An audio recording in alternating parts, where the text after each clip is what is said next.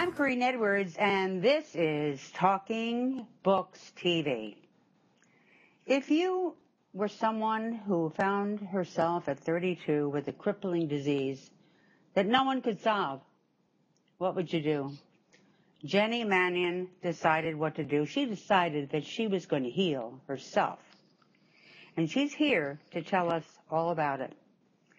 Jenny, welcome to Talking Books TV. Hi, Corinne. Thank you so much for having me here. I'm very thrilled to have you here, and I think your story is extraordinary. First of all, one of the most provocative things you said in your book is that before you start to heal your body with your mind, you have to be ready. Isn't everybody ready to be healed? No, no. I don't think I could have healed a day before I was ready. I think there's a lot of things that have to fall into place. I think there are lessons to be learned from being sick. I think you have to come to some kind of peace with your disease. I think if you're fighting your disease, like I was fighting it, I don't think that's usually when you heal. I think it's almost in accepting it that you can begin that process. And disease sometimes serves a purpose in life. It served to make me slow down and to make me think. When you're laying there in chronic pain, you have a lot of time to think. So I think it served its purpose for me.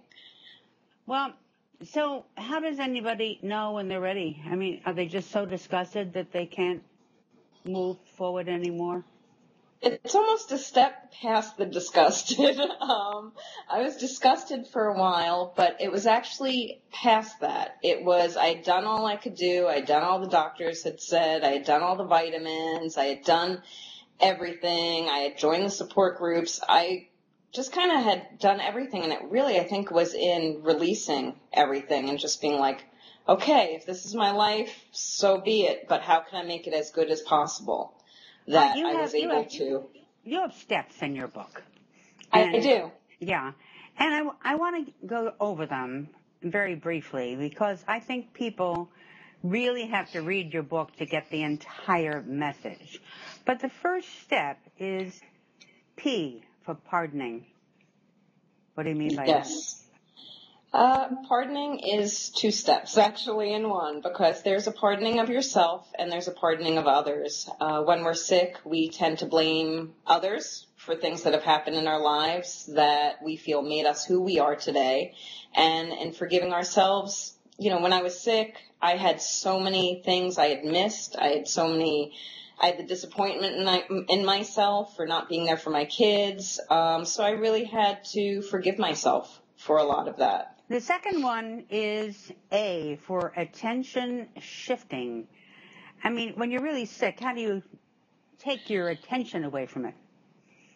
That was a challenging one because I had a few diseases that had me in chronic pain all over my body. So I would look for the one little bit of pain-free spot. If it was my little finger, I would concentrate on my little finger and say, my little finger feels good, so that means part of me is healthy, so let me concentrate on that. And just really shifting all my energy into, when you say how sick you are, you're confirming that. So I wanted to concentrate on the part of me that wasn't sick and confirm and affirm that. And that kind of goes into the next step, which is G for gratitude. My favorite and the easiest one to implement into your life. When you're sick, again, you're just saying, oh, I'm so sick. Why me? This stinks and I can't do this. But when you stop and you really pay attention to what you do have, I still had my life. I still had my kids. I could still cuddle up in bed and read with them. I still had my friends. I still had my family. There are always things to be grateful for. I had a roof over my head, and I took a few minutes in the morning and a few minutes before bed to implement that. And I think that was one of the profound effects on my healing. All right. So here's a tough one. Influences. Hmm. That's multifaceted too. There is the news, which is very negative. Most of the time news is not a positive thing to turn on. And I was watching it often, when you don't have a lot to do, TV or the computer becomes part of your everyday life. And hearing the negativity just did not inspire me. And it's also looking around you and seeing who you spend your time with. Are you spending time with friends that inspire and motivate you to be all you can be? Or are you spending time with friends that drain you and take away your energy? I had a lot of people around me that took away my energy because I like helping people, but that was not helping me. Sometimes it's hard to get rid of those toxic people because they're relatives. But and you know what? You don't have to cut them out of your life. You can limit the time. You can make sure you're also spending time with positive people as well. Okay, now, no negative self-talk. I mean, I've seen all kinds of affirmation type things. You go into the bathroom and you look at yourself in the mirror and you say, I am beautiful and I am healthy. And the mirror looks back at you and says, who do you think you are kidding? Yeah, and that was a tricky one for me. I didn't even know I was doing it. I didn't even know I was saying these things to myself, and it wasn't until I really stopped and listened that I was kind of appalled. I was like, who is that person? Why are they saying those negative things about me? And, we can often become our worst enemies, and we don't even realize it, because it's the thoughts in the back of your head that are just constantly running, and you really need to quiet your mind. When you're in the grocery store, and there's a hold up in line, what are you saying? Are you saying, oh, grumble, grumble, this is going to take me 5 Why didn't she have the change? Yeah. Or you saying, wow. And the next one is goal setting. This is a scary one because people say, oh, that's too big. But you say in your book, don't set such big goals. Set tiny goals.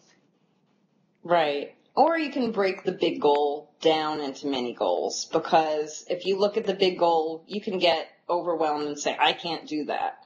But if your goal is to eventually walk, 4 miles a day, why don't you start off by walking to the end of your driveway and back, or around your block, build up to that. Take the steps, because if you look at the end goal, it can overwhelm you, and it can make you very fearful and make you stop. All right, with all these steps, we've gone through them, and they're very much expanded in your book. But which one would you suggest that people start with? I think gratitude is the easiest to start with. I think as long as you have a roof over your head and you're breathing, you have a couple of things to be grateful for right there. You have food. It's 5 minutes in the morning, 5 minutes at the end of the day, when your brain is really in that almost theta state where you're picking up more of your emotions, are going into it, but you're in that sleepy kind of stage, and it really sets the tone for the day if you do it in the morning, and it sets the tone for your dreams in the next day when you're doing it at night. All right, let's go to the nub here. What's the toughest one? It does depend on the person. What I have found, though, in my practice, and for me personally, pardoning is generally the hardest. Whether it's for yourself or for others depends on the situation. For me, it was hardest for myself. A lot of people have had horrible things happen to them in their lives, and it's about pardoning someone in their life. And pardoning doesn't mean it's okay what you did to me. Pardoning means I accept that this happened, and I'm going to move on now. I'm done grieving for this. I'm done letting it stop me from being all I can be. Well, Jenny, I read your book and I was fascinated with it, and I have recommended it to everyone. Thank you so much. The name of Jenny's book is Discovering How to Heal Naturally, and it can be found on her website, which is very simple to remember. Jenny with a Y, Mannion, MANNION.com. Jenny, it has been an inspiration to have you on the show today. We love you, and we wish you so much luck with your next book, which I know is going to come out very soon, and you'll come back. Thank you so much, Corinne. I really appreciate this opportunity. It was wonderful talking with you. Well, this is Corinne, and I'm signing off for Talking Books TV. See you next time.